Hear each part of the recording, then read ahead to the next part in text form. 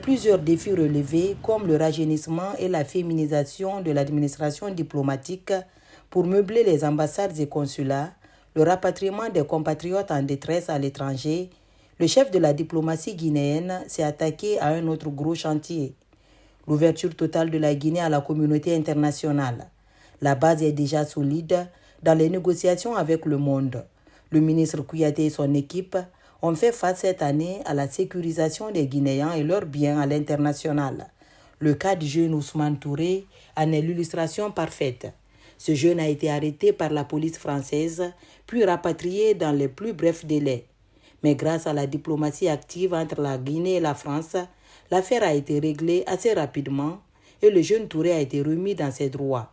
Toujours pour dire que la diaspora est une priorité pour le président de la République, le général Mamadi Doumbouya, qui a instruit au chef de la diplomatie, Dr Maurice Sanda Kouyaté, d'être à l'écoute de tous les Guinéens vivant à l'étranger. Toujours en faveur de la diaspora, le bureau du Haut Conseil des Guinéens établi à l'étranger a vu le jour. Il sert le pont entre les compatriotes et les missions diplomatiques. Les kits d'enrôlement sont disponibles dans plusieurs ambassades, au Japon, en Belgique, en République démocratique du Congo et en Grande-Bretagne par exemple. L'opération dans sa première phase a été bouclée, mais le service se poursuit sans discontinuer. Les chantiers sont ouverts dans certaines grandes capitales du monde comme Addis Abeba et Johannesburg pour la construction des ambassades et dans d'autres pays, c'est le rachat des terres qui appartenaient à notre pays dans les années 60, comme le cas du siège de la Guinée à Paris. Addis Abeba, à travers une entreprise locale, un grand chantier est ouvert aux frais du gouvernement guinéen. Les travaux constituent en la construction d'une chancellerie et la résidence sur un espace de 2000 m² pour une durée de 26 mois. Un peu partout dans le monde, la Guinée est reçue avec tous les honneurs à travers la remise des lettres de créance aux présidents des pays amis. Certes, la Guinée est en transition, mais cette situation n'impacte en rien la bonne santé de la coopération bi- et multilatérale.